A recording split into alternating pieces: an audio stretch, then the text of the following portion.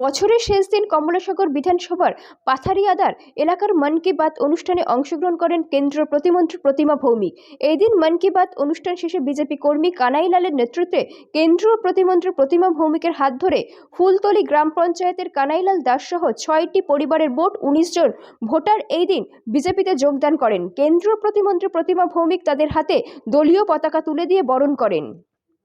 আজকে আমরা কমলাসাগর বিধানসভার 12 নম্বর বুথে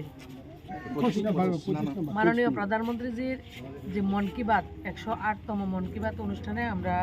মন কি বাতে আমাকে আসার জন্য আমার দল থেকে দেওয়া হয়েছে, এসছি আমরা সবাই মিলে মন কি বাত শুনেছি এবং মাননীয় প্রধানমন্ত্রী যে যে কথাগুলি বলেছেন সবার সঙ্গে সেটা আমরা আলোচনাও করেছি এবং সেই জায়গায় আমাদের এই জায়গার আমাদের